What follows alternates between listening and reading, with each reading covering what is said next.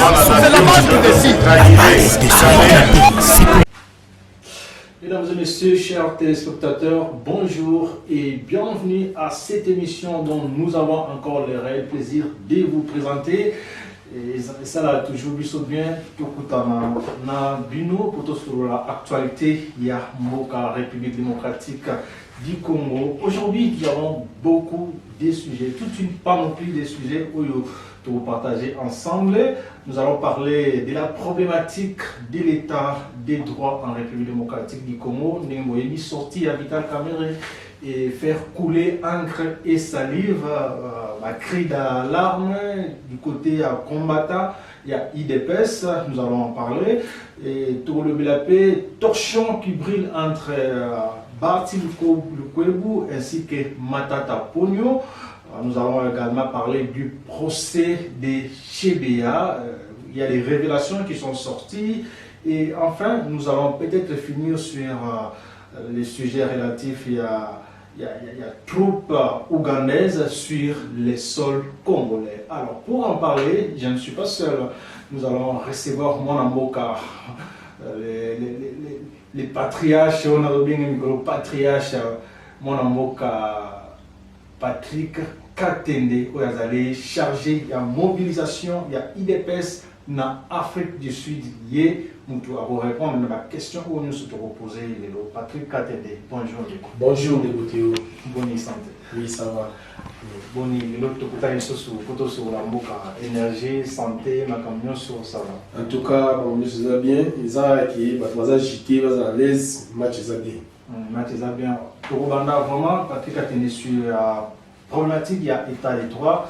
Vous voyez bien sorti à Vital Kamerhe et combattre, crier alarme, crier au scandale, sorti à Vital Kamerhe, ils ont dérangé, combattre surtout à IDPS. Ils ont dérangé le combattant IDPS.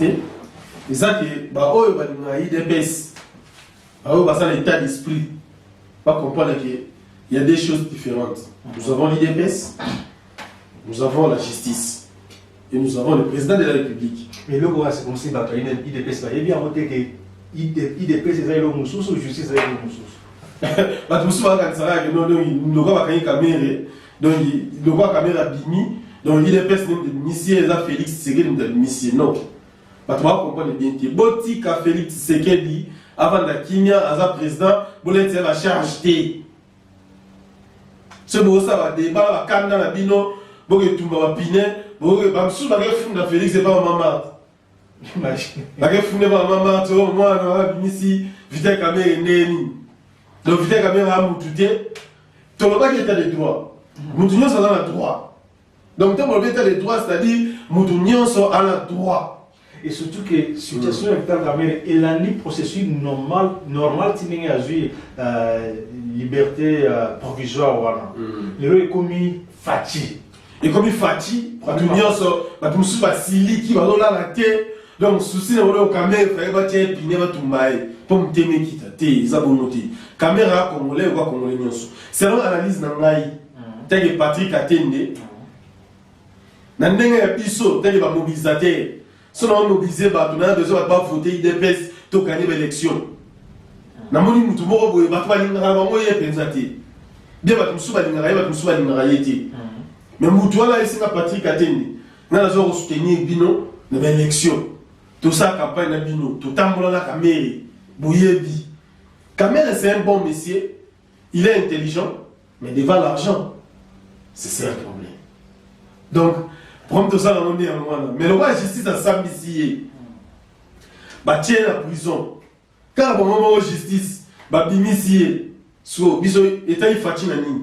Le problème aussi, c'est ça que le lingue du procès, parce que le procès a été télévisé. Et c'était aussi, ils arrivaient pendant la période de confinement. C'était vraiment comme un match de football que nous avons aussi là. Attends, là, il y a 500 ans. Mais si on a un procès, on a la support, on a fait soutenir la télévision, la population a informé. Parce que je comprends personnellement que si on a des combattants de l'eau, c'est parce qu'ils ont informé vraiment. Comme tel justice faisait fonctionner. Moni, biso na IDPS, tout ça la politique est NT.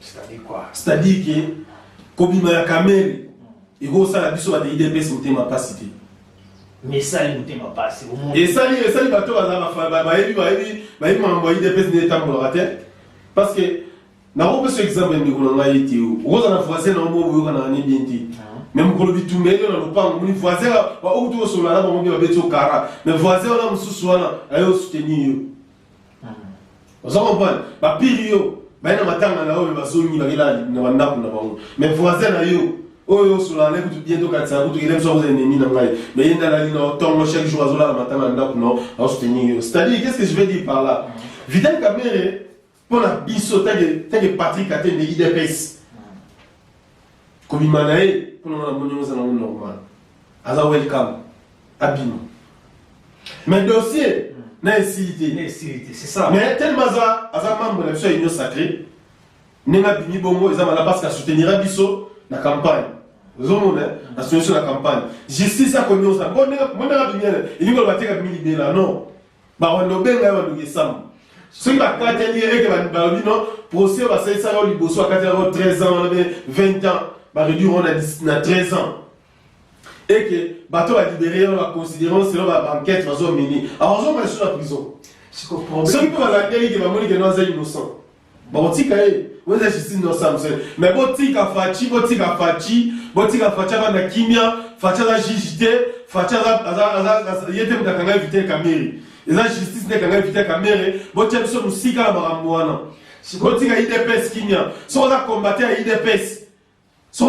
IDPS komini misala mutute lokola ndire ke no biso IDPS ne to kanga vite Kamerhe et bi malokola bata INC ba ko mona lokola ke no IDPS mange toza baliela bango balinga biso te vite Kamerhe ba mona lokola ke no IDPS mange toza baliela ba leader na bango mais peuple bata IDPS balinga vite Kamerhe te to la ça aime on a dit parce que ça va bien dire c'est bien dit problème est ça que Fati a besoin ber pourquoi parce que ça reine naïe mais on te le baba au Kabila tu Kabila fait ceci ils a Kabila personnellement on doit ça la montée ils attendent la justice mais ça parce que ça qui reine naïe il y a moi Kabila ça besoin ber il y a moi le lingue mon groupe Fati a aussi à besoin ber ce que maintenant le problème se pose c'est que est-ce que les population a la source une confiance il y a justice, il y a état de droit au prôner, vit tout ce qui se passe, vit le comportement, la liberté, tout ça, les mains.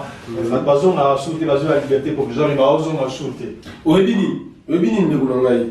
N'a éclaircir pour la situation parce que en tout cas, la moelle va attaquer du trop.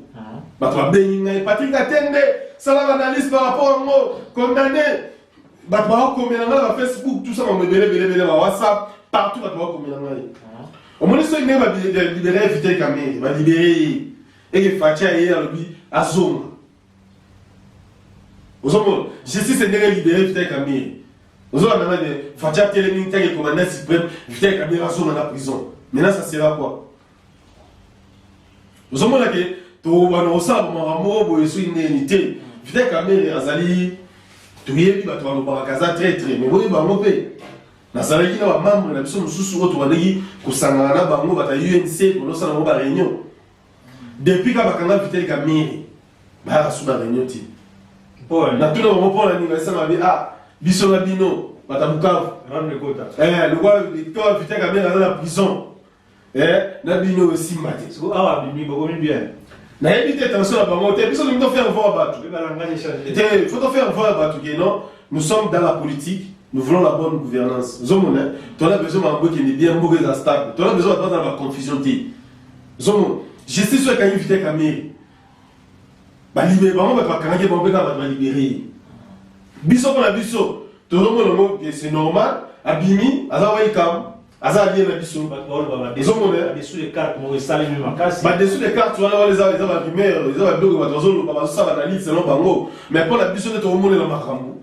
Tout le monde est dans ma camou. Muto signé bazala tozala na bango la Genève.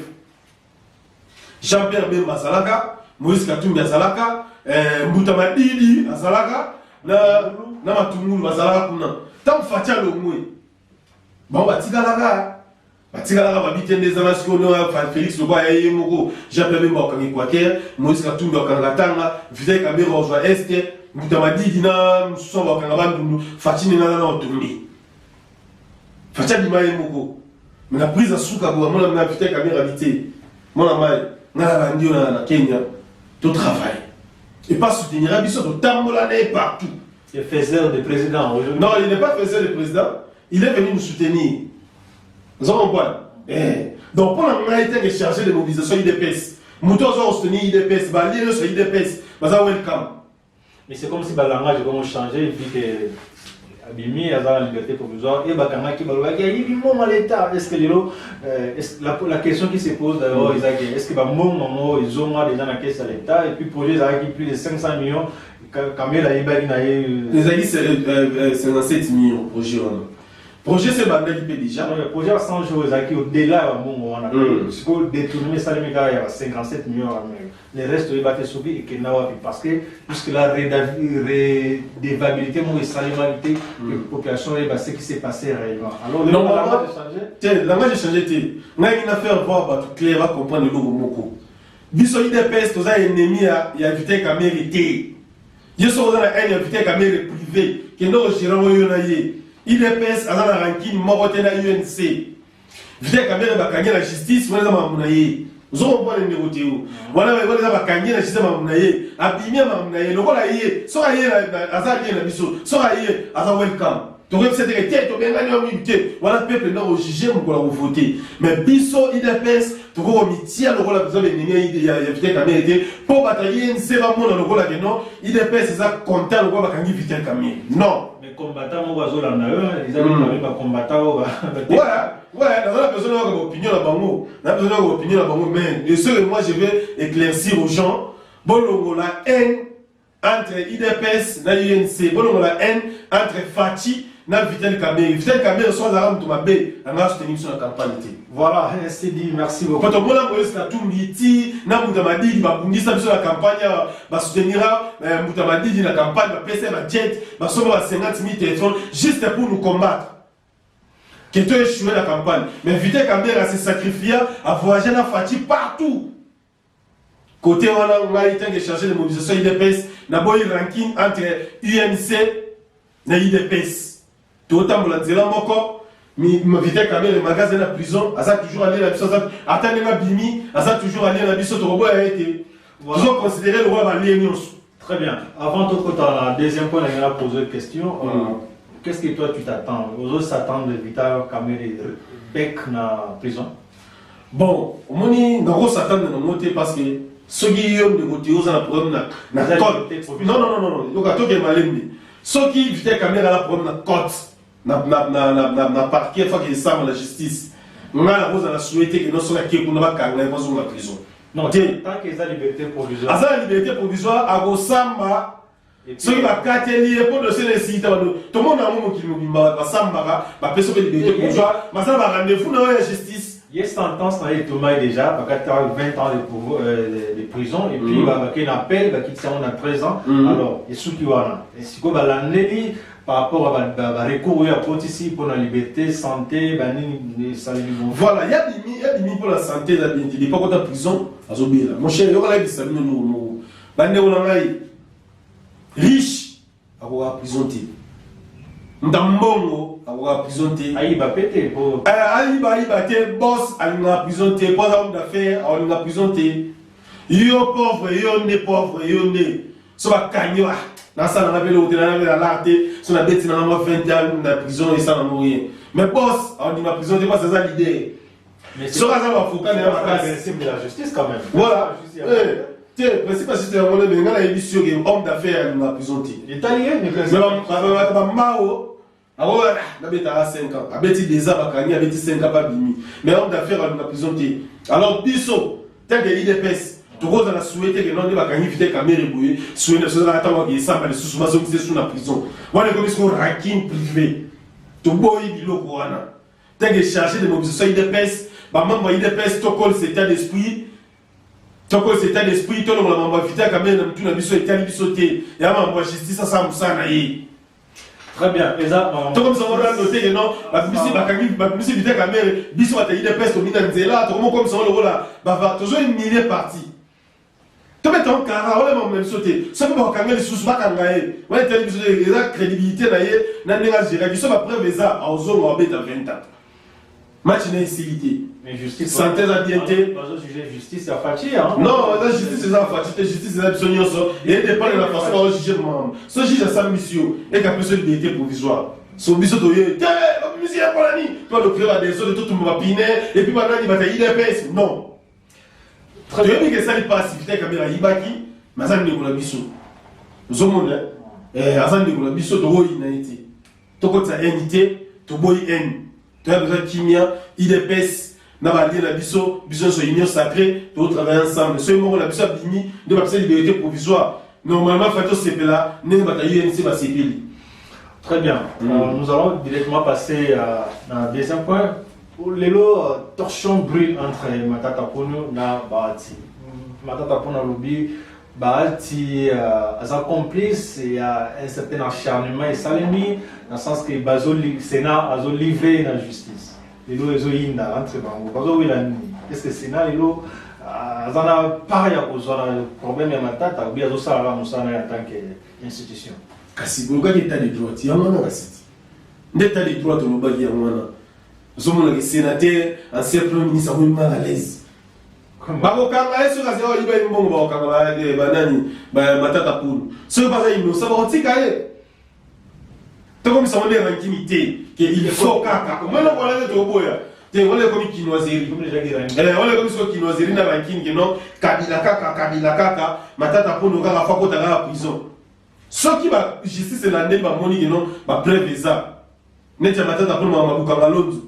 Mambo bakangeli no zama bakangala nzote izama ngambira mambo des organisations où ça la mara sera mobutu ba dédommager ba to pesa mbongo wale pesi ma flou fuma la ndira mambo anyos et puis la ndira zolo ba non c'est quand on a double dossier ça double dossier ni na ça ono so asisi mambo wazo mgile et comme asiko dossier mambo bakangala nzo face expliquer mbongo wale kenda bi manger ba somba. Parce que jusqu'à là, ils ont fonctionné bien. Et quand même, bon, il y a faut justifier devant justice. Mais ceux qui justice à Saint-Missi, à Kanye, à Tchène, à prison, moi, je suis en justice. Il y a moins de temps dans la Constitution. Si on a la Constitution, nous avons besoin de la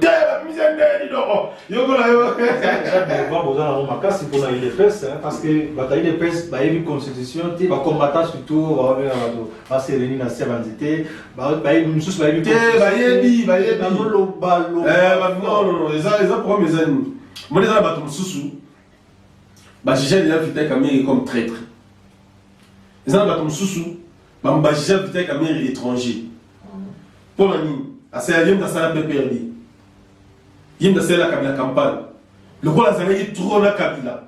Tu vas coller l'image. Ma PC image mo Kabila. Et oh, ma bossani. Quelqu'un armé rwandais, vite caméra perdra poste, il y a Assemblée nationale, tel que président de l'Assemblée nationale. Pour l'intérêt à Congolais. En 2015, démission. Pe ba démissionner kaka bonde côté ba longola ba papa la bino ba sati le lo ba ta mona Kinshasa ba yiba ba mbongo ba député wala ba so ba corruption na ba toilette ba sati le lo ba libre la ville de Kinshasa ba otambo mais vite kamera ba longola te le président parlement tout le monde a fait une marche de soutien et puis Rwanda kota ba millions de morts et salama ba massacre mené les salama biso to sala ki to yebi tout le monde. Il n'y a pas de problème. Tous les hommes, c'est qu'on a un problème. Il y a Bahati, il y a Matata Pono. Le problème, il y a Matata Pono, il y a Bahati. Parce que, comme on attaquer Bahati personnellement, on est l'institution Sénat. Et on dit, pour mes gens, normalement, Matata Pono a besoin de Bahati à protéger en tant que président Sénat. Alors, selon lui, à ce moment-là, on va protéger l'illégalité. Je me dis, justice est une lettre dans le Sénat. On a besoin de Matata Pono. On a besoin d'immunité. Et puis, dans le dossier civilité, malgré que le juge est incompétent, on transfère le dossier dans la cour de cassation. On va le dossier ainsi que. Parce que pour mes amis, Matata Pono a eu verbalement. À ce moment-là, il y a une immunité. hier à Elvis Baba tu peux passer qu'au candidat qui a un ranking privé na you ranking privé zati pour Baba tu peux c'est un grand monsieur il a plus de 40 députés dans le parlement c'est parmi des grands personnages à respecter la Azal a à peu près 81 députés provinciaux et s'il était un gouverneur de ma province Moussouba tu au monde et s'il pétait et s'il pétait Azal tu n'es sénateur dans la sénat mon côté bas sénateur ça dit à partir de 2 til kolo. Donc, Azan est là où il y a envié, il parle à Matata Ponyopé, mais Matata Ponyopé, dans le niveau de la Premier ministre, Azan n'a payé pas un grand monsieur. Mais ce que nous voulons, on va aller, on va vivre derrière la loi. Sur les signes qui immunité dans les zones, nous Matata Ponyopé, va payer sa lettre. Oui, pour nous, tout en justice à lui, tout ça la compétence au juger le dossier nantais il nous doit être dossier c'est non et puis immunité aux hommes en pendant que tu es dossier on la fois qu'il ne place pas toi compétent bah ça c'est un mot aux hommes on a négocié bah ça c'est un mot soit bah annulé à un innocent bah ça les lettres à quel moment la parlement c'est parce que c'est l'immunité na si la loi dit que faut pas se mais ça jusqu'alors le dossier est suspendu mais c'est maintenant d'apprendre tu n'es pas encore sénateur. Voilà, mesdames et messieurs, merci beaucoup. Aussi, vous suivez, c'est Patrick Katen, les chargés des mobilisations. Il y a IDPS dans l'Afrique du Sud, Bouza Ebele, Bozo Landabi, nous sommes dans la joie parce que Bozo Landa, et puis partagez l'émission, abonnez-vous massivement, c'est le soutien que nous avons besoin de vous. Monsieur Patrick Katen, tout passé dans le point où il y a procès, il y a Chébéa. Par révélation et bimi. Par révélation et bimi, il y a double assassinat au Salimagana. En 2010, Baboma Furibe Chebea, dans Fidel Bazano, colonel Paul Milamboué a salué la révélation que Kabila a commanditaire principal, il y a double assassinat, double meurtre, il y a les deux activistes, il y a droit de l'homme. Lecture ni nous ça par rapport. Tiens, on a dossier on a Yachibea. C'est un dossier très sensible. Et ça dossier moko, ça va blonde sous mon cher. Je vais voir dossier au Toto Keneo. Batani Kabila. Batani Kabila dossier on. Kabila ngi albinoté na soyi FC za soda.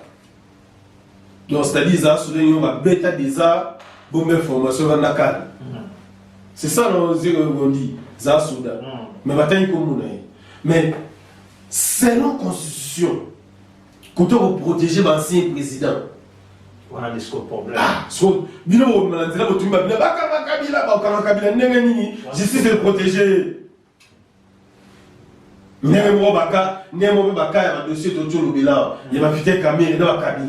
Bateau va planifier justice. Donc, comment on est dans la poteau, côte à pénétrer l'état de droit, pénétrer Vanda et Vanda.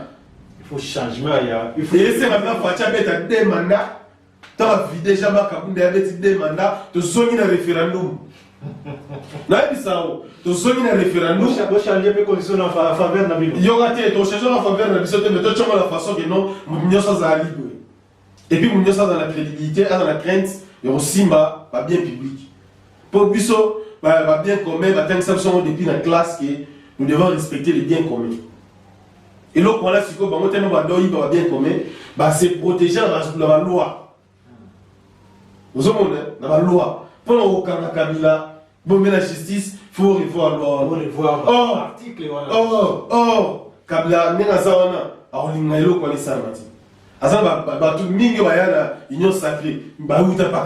est-ce que le est impossible de revoir la protection dans l'article sous la constitution des ça ancien président parce que n'est cité une double meurtre le fils il doit répondre dans la justice. Est-ce que c'est impossible pour réviser comment vous allez l'appeler? Parce que la loi elle interdit. Non, processus à réviser pour à mon avis. Est-ce que donc mon pote voilà, il y a un moment va procéder si va chiber à oyo, malgré ba autant combat Kabila, ta boté 1000 fois. Bon bien a été. Et c'est difficile Kabila ça a couvert. Et ça déjà protégé. Alors pour le Robin à Kabila, on a vu si nous thème déjà la carte à la loi, la carte à la constitution. Et c'est le nouveau personne fatigue confiance avec des mandats. soit 6 mandats, au Jama Kabunda, il y a 2 mandats. Mon partir avant l'année, tu vas revoir la constitution. Na bateau à l'Obraque, non, vous avez 300 km, dans un pays voisin pour des raisons de sécurité. La constitution, la biso, tricage à ma casse. Ma salaire, c'est le bilan, vous voyez, les fidèles. Mais oui, Piquet. Les fidèles, ça va pour l'intérêt dans le baron, ça va pour l'intérêt dans le yoté. Donc, Baro, Bomayo, il va fonder un Bakabasa, vous savez, ils ont été. Alors, la bilan, il est Fati, faut travailler bien, justice va pas t'engager. Pour justice, c'est où la corruption. Il va maîtriser. Si, en fait, ça va bon, ça va loi. La loi de l'élève, ça va Congo. Ça va faveur de. Mais net, loi portant sur ancien président. Il y a comme ancien président, et puis loi, on a vous avez bénéfique pour nous Fati. Ouais, bon, mais ça va loi, sous ils ont essayé de revoir. Si le problème, c'est que Paul Minamboyo, Bayoka est déjà parce que l'audition est aussi saliment. Atika pour le bas et l'eau révélation est comme ça, on gagne sur quoi. Est-ce que tout le bas influence pour pouvoir en place et salimi? Qu'est-ce qui s'est passé que ils ont mal le bamou gagne sur quoi parce que. On est allé, les hommes n'ont pas bamou. Sur la bamayi ou le bamou les bousseaux. Je ne sais pas pourquoi. Ou bien qui m'a dit pour nani force Kabilo. Peut-être il a hyper délégué. À doser dans le bouquet, peut-être à le régime est changé. Kabila a un powerless. Kabila a le pouvoir, sous un powerless, a le pouvoir de Tikaskola Luba. Nous sommes. Mais nous devons savoir que Chébert n'était pas n'importe qui. Vous avez un droit de l'homme. C'est-à-dire pour Congo, quand il y a l'état des droits, dossier on va l'année là, on va batailler les dossiers. Dossier on va revoir le document, la loi, on va changer. Mais ça, la loi, la constitution. Jamais au Robert dans la Belgique, il faut un référendum pour que la vote en loi. Mais là, ça, la loi, on a tellement dit l'homme noir. Attends, on va livre trop dit. Va profiter de ce glissement. La constitution va continuer le glissement, va le délai dans la carte. Les hommes passent, les institutions restent. Voilà, si on peut les voir peut-être, on a le lobby. Fachi a dans la demande, d'abord, Fachi, beaucoup d'années Fachi, on va amener sur la Congo la justice. Justice n'a pas besoin de mineur. Justice n'a pas besoin aussi quand il y a des droits. Mais ça, on a un sentiment qu'à la porte de tout. On dit, on la place à message Kanyaka. Ce que vous voulez, la corruption, comme c'est la ligne. On a éclipse, espace ou un. Il faut que les éclipse. Éclipse à l'ouest salami. Il y a un moment où on se voit bouger, le roi Mamoli, souka lumière au bima. Et ce qu'on est à lancer, il y a des paramètres. Tu voyais pas qu'il y a des droits, les lumières. Nous sommes les lumières. Sans un amour écoutant, donc ils sont mystiques. Mais là, on sait que nous allons flou. Nous allons voir. Si vous comprendre, allez de choses. Mais bon, si Kafachi, à ça, à l'aise, va combattre l'IDPS, vous avez toujours amour du parti. Bon, là, on va profiter. Mais ça, les gens, mais ça, là. Divisé, hein. Tu es toujours divisé. Tout ça, toujours uni. Pour moi, les gens, ils ont ça sous l'état d'esprit. On dit, l'état d'esprit fait son ami, tu vois, ma casse. Pour que tu sois comprendre les débats, on bosse en état d'esprit. Bon, ça, on est. Tu vois, comme ça. Nous avons communiqué de moins en moins, population combattante, loi, justice, n'est pas fonctionnelle. Voilà, les amis, ils ont un l'homme congolais. Bango ba beke sora yibi bugato mo mena justice en profitant au bima.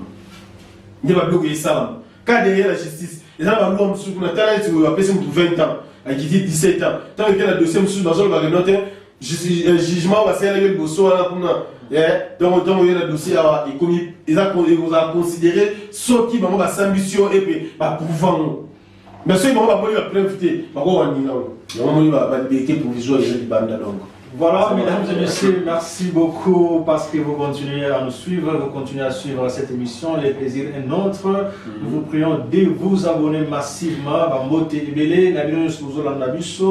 Je salue mon vieux papy Kabia, je salue docteur Alain Saman, docteur Yannick Kouloula, docteur Junior Lupemba, je salue papi cousin, papi Arthur Kikunga, je salue Pilof, Lofem Mabinus Mozolanda. Ba motebele parce que atteindre au Suisse na point où présence il y a troupes ougandaises sur les sols congolais. Aujourd'hui, ça fait toujours débat entre les deux États. Il n'y a pas d'amitié, il n'y a que des intérêts.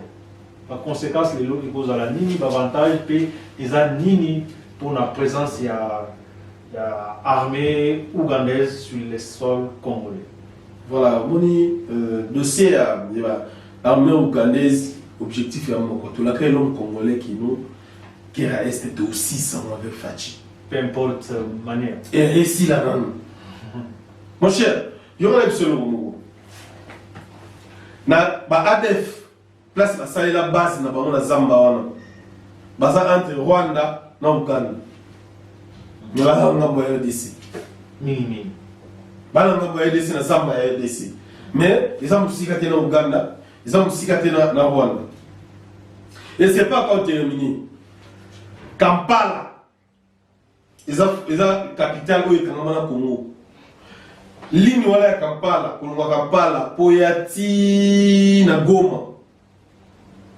Zona na bien. Poyati na Goma. Et l'équipe a vu les belé la casquette à Congo. Et puis, frontière voilà. Ils ont deuxième frontière après, à part Kasumbalisa. Et l'équipe dit Chingobila. Et l'équipe frontière Angola. Frontière voilà Zumuna. Et ça reste que les rebelles va déranger. C'est des jours. Quand ils ont décaté, au moins on avait plus de 500 cas télémis. C'est que bon ça. Donc le gouvernement ce soir faut mis sur la ligne là, si là va ADF, va bombarder va ADF, qui me côté va automatiser là bien place là, au moins avec nous va te bien dans une salle et puis ligne là il faut lâcher. Il y a on le moni, ADF on le va attaquer dans Uganda. Et c'est là va amener sur basangana, on va attaquer Koto, surtout attaquer Koto pour qui me sabano. Histoire à l'évidé. Donc, IDP, ça a toujours ça bien. Donc, on va continuer à soutenir Bisso. Pour soutenir Bisso, passe à Rai, ici, Zali, la Mikili. En Irlande, on a fait ce mot de Belé, on n'a pas de ici, Zali, passe à Rai. Et dans tout ça, les conséquences exactes. Parce que. Conséquences exactes parce que, on va travailler ensemble dans la FARDC. On va travailler ensemble dans la FARDC. Les ateliers armés ougandaise vont monter. Ceux qui placent sur la par exemple, 50 militaires. Au moins la FARDC ça vaut sur 30 militaires, Ouganda PC 20. Basangani, on va travailler ensemble. Ils ont dit que va tambola, mogo, basala biyo, va bimara té, ils ont monté. Je me rappelle, Vital Kamerhe, parmi la motivation, il y a des missions là, il y a qui président assemblée, ils ont été par situation presque semblable. Il y a présence, il y a troupes rwandaises dans le sol congolais. Vital Kamerhe a dit non. L'Assemblée n'est pas informée, moi je ne connais rien. Et ça a créé tout ce qu'il y a eu et puis finalement, Vital Kamerhe a démissionné. Voilà, mon dossier à Vital Kamerhe, tant que la présidence de l'Assemblée nationale, l'armée rwandaise de Kotara, ça on la procédure outil. L'armée rwandaise va quota déjà, sans autorisation, sans que va mixer la FARDC, rien, pas quoti. Par contre, avec délai, si vous avez un RFI, la radio de RFI qui a beau amour, on va déjà la Congo. Nous avons des ça bien dit. L'armée étrangère, il y a la fois toujours ensemble de l'armée où ils sont sur place. Sur place, oui. Jamais vous allez voir, on va continuer. La RDC, FARDC, soldats, la mission à Congo, on va aussi ensemble l'été. Bon, on va s'occuper de tout, on va descendre, on va violer Bassi, on va boma, on va botter le baba, tout, on va couper les affaires, on va botter le baba, on va lire, on va sabotage. Il y a un million, il y a une population, et 1 million d'hommes congolais. Ce qu'on fait, ça, il y a soin. Depuis l'armée ougandaise, il va violer tout le monde. Mais c'est pas pour tout, il n'y a pas beaucoup de jours passés. L'armée rwandaise a un quota de maman sur les bandits, donc il y a qui ont été ravagés. Tout le monde va le cas. Il faut surtout zoner là-bas, cas similaire de ça, parce que 5 millions de l'autre zone qui s'est bien fatigué, le moyen pour aussi ça là-bas ADF a renforcé l'état de siège, mais comme nous faisons normal, c'est parce que pour le moment, il y a bien de salamité, d'un côté il y a l'armée ougandaise, mais surtout les Salemi, excusez-vous parce qu'il fallait même renforcer l'armée nationale, l'armée à Moka et puis qui a déjà au secours à l'armée à Libanda. Voilà, le problème de secours aux hommes on va faciliter le bombardement effectif. Zambie Mouni Makasi. En tout cas, Zambie Mouni Makasi. Comme vous avez Gaïa. Et puis zamba les zamba mikete les zamba pene ya zamba qui banzeta minene soko toko bum. Et c'est un appel effectif.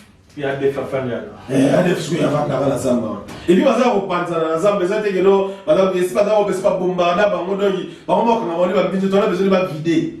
So va vider ligne, on a encore des bandits, on va nzela autoroute, on a une place voilà, donc bala goma, bala est, qui met au quota, bon voter Fachi, bala Bukavu. Voilà, mesdames et messieurs. Ton voté Fachi, l'élection Zoya. Comme Souka, il y a émission la mission. Merci à vous tous qui nous avez suivis. Patrick a tenu juste un mot de la fin, surtout dans la IDPS, il y a chargé à mobilisation, il y a un rôle où il y a bombarder, il y a un rôle là. Juste un message, il y a IDPS, il y a abonné la mission et puis aussi ça complètement émission. Je pense aussi moi dans votre numéro qui vous en entend. C'est bon, et là on va prendre dans le cadre de la mobilisation, IDPS toujours soudés, toujours unis. Comme il y a un rapport monté dans l'IDPS. Tout le monde est là, tout se découragé, tout ça les gens à pouvoir. Tout le monde a confiance, c'est pas Fachi. Alors on aura la solution. Tout le monde a le rôle à MIT. Nous avons IDPS, nous avons des ennemis à la UNCT. Nous avons IDPS, nous avons des ennemis à Vité Kamérité. Vité Kamérité, UNC, ils ont Congolais de Mazapuna. Mazapuna lien à Bissot. Tout manifester NT, nous avons des ennemis. Nous avons des ennemis, tout l'ingana, tout avons des déco. Tout se soutenir. Justice sur la liberté provisoire. Quand il y a justice, on va au sein du Sahel, on se rapporte les sous. Sur le manage. Il y a un lien à Bissot. Tissiko, tout ça, on a une sacrée. Ministère à budget, ils ont un beau INC. Donc, tout le monde a esprit, tout ça ensemble, tout le monde Fidel Kamel, sur la justice, ensemble, sur la 400 ans, on est talibans. Sur le pas de l'initié, et talibis sauté, nous avons IDPS. Nous avons tous appelés, tous en abolimbo. Tous en parti. Tous ont toujours une morale et on convainc que Batouba est IDPS. Ceux qui puissent monter à IDPS sont comme découragés. On a sali 3 jours dans la réalité de la musique de caméra. Ah! Donc, yo sali 3 jours dans la réalité de la musique de caméra. Donc, c'est que yo, il y a un canard de caméra. Facha décevoir. Facha décevoir. Il y a un Fachi. Aussi, il y a un leader de Bissot. Fachi. Fini directement avec le mot de dossier. Merci beaucoup, Ndegoteo. La personne moté. Papa Isaac, la pour le soutien de ma femme Molayo. Nali bota na mobimba aux amis de parti katene na pesi même moté na président ngai Kaï Betumba et puis Didier Likamba mokonzi fédéral na biso Afrique du Sud na adjoint na Didier Fwamba nzamba za na bino sur bino abate la biso IDPS Afrique du Sud toujours ensemble together toujours. Merci beaucoup mesdames et messieurs, ça n'est ainsi complètement fini et les rendez-vous est pris pour prochainement. Tout ce que vous faites de bien, faites-le mieux car votre bénédiction en dépend. Merci beaucoup Patrick Atelier. Bye. Bye. C'est bon.